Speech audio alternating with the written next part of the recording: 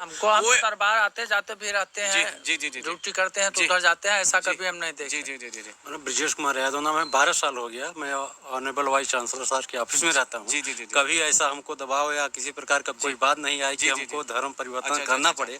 जो शुरू से थे आज भी वही हैं। अच्छा, न कभी किसी को देखा कि इस तरह से काम कराया जाए कि फिर नौकरी दी जाए, ये सब गलत अफवाहें हैं, ये सब कुछ ऐसा नहीं है। तो मैं सतपाल द्विवेदी हूँ, द्विवेदी, मैं यहाँ 14 साल से हूँ, जी। प्रोविंसी एडमिनिस्ट्रेशन सर हूँ, हाँ। लेकिन ये सब फेक निराधार तथ्य लगाए जा रहे हैं, ये झूठी अफवाह है। मुझे भी कभी इस तरह की कभी कोई बाध्यता नहीं कि धर्म परिवर्तन हो, इस तरह की ये सब गलत बातें अफवाह है सर। करते हैं, मंदिर में भी जाते हैं, टीका भी लगा के आते हैं सर, कभी प्रपोज नहीं किए, कभी नहीं। तो फिर आपको क्या लगता है, जैसे इस तरीके के इल्जामात लगा रहे हैं, एक्यूजेशन लगा रहे हैं, बाबा जी पे भी शायद 5 FIR जितनी मुझे सुनाई आया है की गई है, ठीक है ना, जो यहाँ के कुलपति भी वही है ना महोदय जी।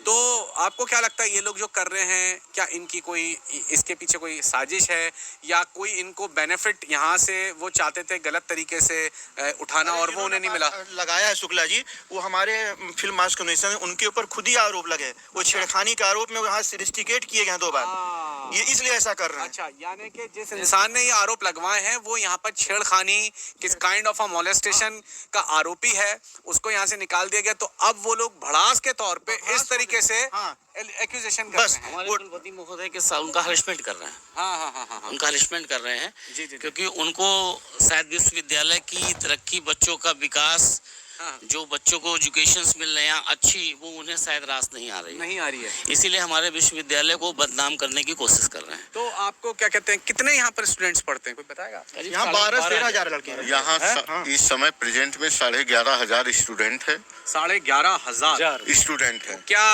हर जाति हर धर्म के या हर जाति? खाली ईसाई है? नहीं, सारे कंट्रियों के भी हैं, अदर कंट्रियों के हैं और सारे रिलीजन्स के बच्चे यहाँ पढ़ रहे हैं। कोई पर्टिकुलर एक रिलीजन का बच्चा नहीं है। और बाबा जी के समकक्ष जो भी बच्चा आया है स्कॉलरशिप से संबंधित या और भी एकेडमिक से संबंधित प्रॉब्लम लेकर के, बाबा जी ने उसको तुरंत निस्तारण किया है और उस बच्चे की मदद की है। अच्छा, मतलब यहाँ पूरी मदद भी दी जाती है। और वो बता रहे हैं अलग स्टेट्स से ही नहीं, अलग कंट्रीज के भी यहाँ पर स्टूडेंट पढ़ते हैं। 11.5 कितना स्टाफ होगा यहाँ पर? यहाँ टोटल स्टाफ 1700 के करीब है। 1700 के।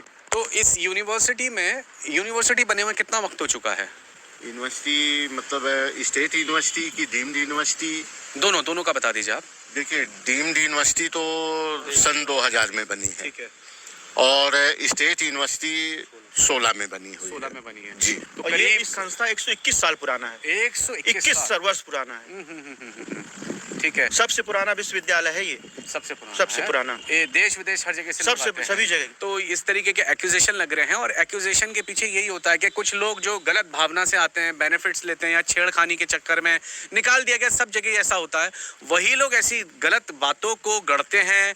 धर्मांतरण एक ऐसा उन लोगों को कंबल मिला हुआ है जिसमें वो अपना नंगापन छुपाते हैं। आप समझ रहे हैं इस बात को? कहीं ना कहीं उन्हें पता है क्रिश्चियन इंस्टीट्यूट है, वहाँ पर ऐसा है, प्रचार भी होता है, तो कहीं ना कहीं धर्मांतरण का ही उनको एक वो मिल पाता है कंधा जिसके ऊपर वो बंदूक रख के चलाने की कोशिश करते हैं। तो क्या कहते हैं, कितने कॉलेजेस हैं आपके इधर? 72 जी, 72 कॉलेजेस हैं और 121 साल पुराना इंस्टीट्यूट है। देखिए, बहुत आप समझ सकते हैं कि एक अपने आप में ये एक कितना पुराना है और कितने लोग यहाँ से पढ़ चुके होंगे, कितने लोग यहाँ से ब्लेस हो चुके होंगे, कितने लोगों ने जॉब पाई होगी। एक इस शहर के लिए नहीं, ये स्टेट्स के लिए, देश के लिए एक ब्लेसिंग बन रहा है। और वहाँ पर जब इस तरीके की घटनाएं होती हैं और जब इस तरीके से झूठे धर्मांतरण के आरोप लगाए जाते हैं तो ये एक बड़ी आयरनी है, ये एक अपने आप में विडंबना की बात है। और आप देख सकते हैं जितना भी स्टाफ है सब के सभी ये मुस्लिम हैं। आप कुछ बोलना चाहेंगे? हमारे तो 22 साल हो गए हमको। 22 साल आपको प्रोविंसी के साथ।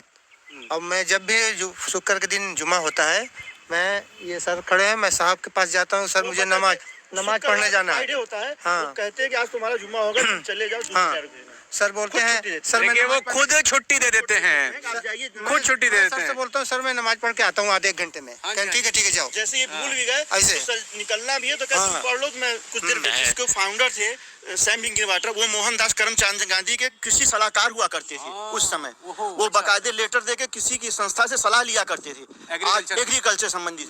आज लेटर भी रखे हुए हैं।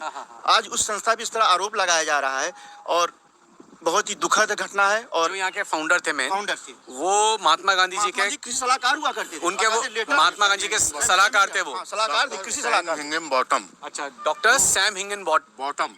अच्छा, वो जो है फाउंडर हैं ठीक है। इस इंस्टीट्यूट के। और इस समय तो सीधा सीधा मिट्टी को जी। और मिट्टी को चीरते जितने उर्वरक शक्ति मिट्टी को खरपतवार वगैरह जो कम नष्ट हो पाते थे, पर ये के बाद से कृषि में क्रांति आई। वाह, जी, उस क्रांति से मिट्टी को पूरा पलट देते थे, जिसमें कीटाणु और जो कीटाणु के अंडे खेती को जितने भी नुकसानदायक जो थे वो अंडे सब ऊपर आ जाते, खरपतवार की जड़ें ऊपर आ जाती थी, वो सूरज की गर्मी से जल के खत्म हो जाती थी।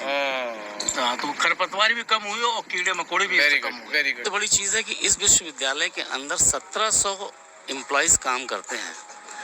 अगर 1700 एम्प्लॉयज़ को हम नॉर्मली कैलकुलेट कर लें 5 से भी, तो करीब 8500 लोगों की पेट की जो भूख होती, जो भूख है, जो पेट की आग है, वो बुझाते हैं बाबा जी। जी।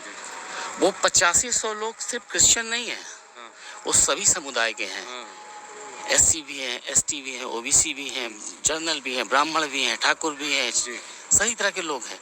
और अगर इस पार्ट को अगर हम थोड़ी देर के लिए हटा भी दें तो इस विश्वविद्यालय के एक कोने से लेकर के और दूसरे कोने तक अगर हम जाते हैं तो यहाँ पे कम से कम हज़ारों दुकानें हैं।